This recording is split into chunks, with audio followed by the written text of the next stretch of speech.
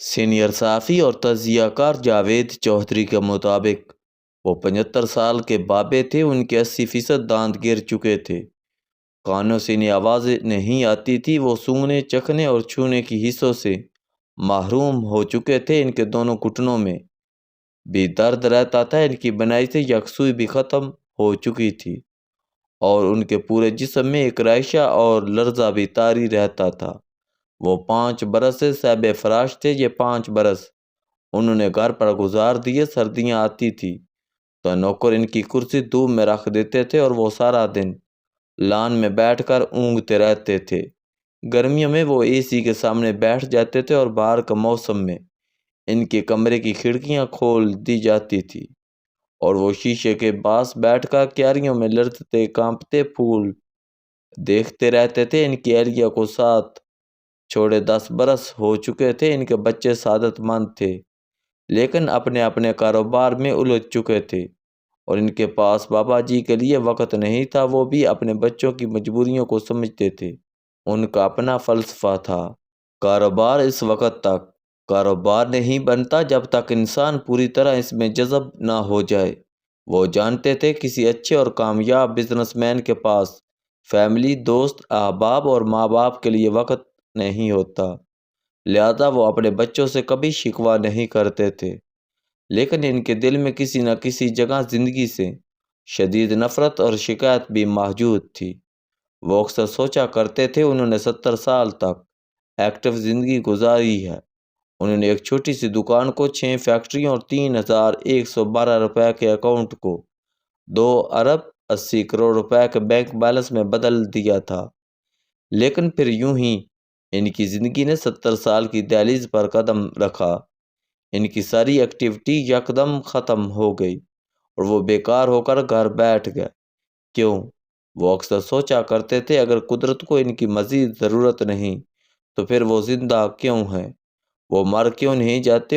انہیں ان سوالوں کا کوئی جواب نہیں ملتا تھا، لیکن پھر پچھلے دسمبر کی دھوپ آئی۔ وہ لان میں بیٹھے عصر کے وقت انہوں نے آسمان کی طرف دیکھا اور اپنے اللہ سے پوچھا، یا پروردگار میں کیوں زندہ ہوں؟ اور یہ وہ وقت تھا جب گمان اللہ کا جواب بن کر ان کے دل پر اترا۔ انہوں نے اللہ اکبر کا نعرہ لگایا اور سہارے کے بغیر اپنے قدموں پر کھڑے ہو گئے۔ یہ ان کی نئی زندگی کا پہلا دن تھا۔ وہ اگلی صبح اٹھے، شیپ بنائے، سوٹ پہنا، خوشبو لگائی اور ڈرائیور کے ساتھ دفتر پہنچ گئے۔ انہیں دفتر میں دیکھ کر تمام لوگ حیران رہ گئے۔ انہوں نے دفتر میں ایک چھوٹا سا کیبن لیا، اس میں بیٹھے اور اپنی ذاتی اکاؤنٹ کی تفصیلات طلب کر لیں۔ ان کے اکاؤنٹ میں 22 کروڑ روپے تھے۔ انہوں نے کمپنی کے انجینئرز کو خطی رقم بے وقوفی کے تنور میں ڈال دے تو لوگ یقیناً اس کی ذہنی حالت کے بارے میں مشکوک ہو جائیں گے، لہذا لوگ بابا جی کی ذہنی حالت کے بارے میں بھی خدشات کا شکار ہو گئے۔ میں نے بابا جی اور ان کے بیٹے کا مشترکہ دوست تھا۔ بابا جی میری بہت عزت کرتے تھے۔ وہ بیٹا میرے پاس آیا، اس نے مجھے ساری کہانی سنائی اور مجھے بابا جی کو سمجھانے کی ذمہ داری سونپ دی۔ میں اگلے دن بابا جی کے پاس حاضر ہو گیا۔ بابا جی نے بڑے صبر سے میرے سارے اعتراضات سنے اور آخر میں ایک بلند و بانگ کہا لگایا۔ میں بابا جی کی ذہنی سطح کے بارے میں مکمل طور پر مشکوک ہو گیا۔ بابا جی ذرا دیر تک ہنستے رہے اور آخر میں سنجیدہ ہو کر بولے، میں فیکٹری لگانا چاہتا ہوں، تم لوگوں کو اس میں کیا تکلیف ہے؟ میں نے عرض کیا 2 بڑی تکلیفیں ہیں۔ وہ بولے کیا؟ میں نے جواب دیا، اول یہ آپ کی کام کرنے کی عمر نہیں ہے، دوم آپ غلط جگہ سرمایہ کاری کر رہے ہیں۔ انہوں نے کہا لگایا اور مجھے سے 2 سوال پوچھے۔ انہوں نے پوچھا، اگر میں کام کرنے کے قابل نہیں ہوں تو پھر میں زندہ کیوں ہوں؟ میں نے ان کے اس سوال کا جواب دینے کی کوشش کی لیکن مجھ سے کوئی خاص جواب نہ بن پایا۔ انہوں نے دوسرا سوال پوچھا، انسان کو زندگی گزارنے کے لیے کتنا سرمایہ چاہیے؟ میں نے اس کا جواب دینا شروع کر دیا۔ ہم دیر تک انسان کی مختلف ضرورتوں اور ان ضرورتوں پر آنے والے خرچ کا تخمینہ لگاتے رہے۔ ہم نے 1 گھنٹے میں تخمینہ لگایا پاکستان جیسے ملک میں مڈل اور اپر مڈل کلاس کا ایک ایسا شخص ذاتی زندگی پر اوسطاً 70 سے 80 لاکھ روپے خرچ کرتا ہے۔ بابا جی مسکرائے اور انہوں نے پوچھا، اس کا مطلب ہے اگر اللہ تعالیٰ کسی انسان کو 80 لاکھ روپے سے زیادہ رقم دیتا ہے تو یہ سرمایہ زائد ہے؟ میں نے ہاں میں سر ہلا دیا۔ وہ بولے اور اللہ تعالیٰ کا حکم ہے جو چیز تمہاری ضرورت سے زیادہ ہو وہ اللہ کی راہ میں خرچ کر دو۔ میں حیرت سے ان کی طرف دیکھنے لگا۔ وہ بولے اب تم ایک اور پہلو بھی دیکھو، اللہ تعالیٰ ہمیں زندگی گزارنے کے لیے بے شمار صلاحیتیں دیتا ہے۔ وہ ہمیں جسم، دماغ اور روح دیتا ہے۔ وہ ہمیں وژن، سوچ اور حوصلہ دیتا ہے۔ وہ بعض لوگوں کے مقابلے میں زیادہ جرأت، زیادہ بہادری، زیادہ ذہانت اور زیادہ معاملہ فہمی دیتا ہے، اور وہ بعض لوگوں کو 1 روپے سے 10,000 روپے کمانے کا ہنر دیتا ہے۔ یہ سارے ہنر، یہ ساری صلاحیتیں بھی بعض اوقات ہماری ضرورت سے زیادہ ہوتی ہیں۔ میں خاموشی سے سنتا رہا۔ وہ بولے اللہ تعالیٰ ہمیں زندگی بخشتا ہے، اور بعض اوقات ہماری یہ زندگی بھی ہماری ضرورت سے زیادہ ہوتی ہے۔ مثلا تم مجھ سے دیکھو، میں نے اپنے سارے کام 60 سے 70 برس تک پورے کر لیے تھے، اور اس کے بعد کی زندگی مجھے زیادہ سی محسوس ہوتی تھی۔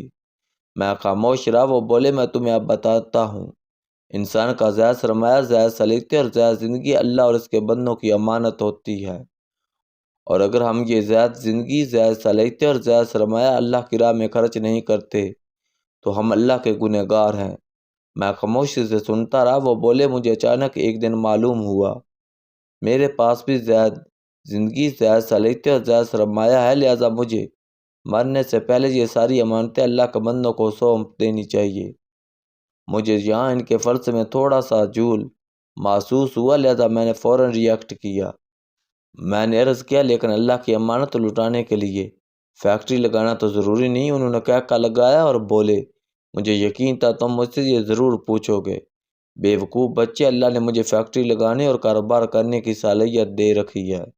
میں اسی کام کا ماہر ہوں، لہٰذا میں اللہ کے بندوں کو صرف اسی صلاحیت میں شریک کر سکتا ہوں۔ میں اپنی آخری فیکٹری شہر کے سب سے محروم علاقے میں اس لیے لگا رہا ہوں کہ اس فیکٹری سے علاقے کے بے روزگاروں کو روزگار ملے گا اور اس علاقے کے لوگوں کو سڑک، بجلی، گیس اور پانی ملے گا۔ میں یہ فارمولہ بنا رہا ہوں، میری اس فیکٹری کا آدھا منافع کارکنوں اور ان کے اہل خانوں کو فلاح و بہبود پر خرچ ہو، اور باقی آدھا منافع اور اس علاقے کے لوگوں کے معیار زندگی پر لگایا جائے۔ یہ فیکٹری علاقے میں سکول، کالج اور اسپتال بنائے گی۔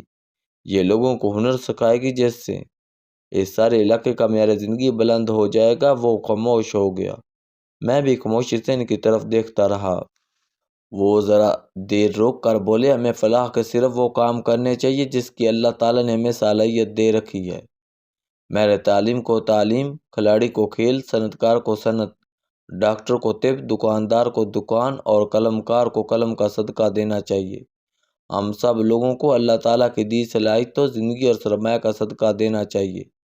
دکاندار کو آخری دکان صدقہ سمجھ کر بنانی چاہیے، اور استاد کو ریٹائرمنٹ کے بعد کچی آبادی کے بچوں کے لیے صدقہ سکول بنانا چاہیے، اور اگر ہم ایسا نہیں کرتے تو ہم اللہ تعالیٰ کے مجرم ہوں گے۔ وہ خاموش ہو گئے۔ میں نے ان کا ہاتھ چوما اور باہر آ گئے۔ وہ سچے تھے اور ہم سب بے وقوف اور بے عقل۔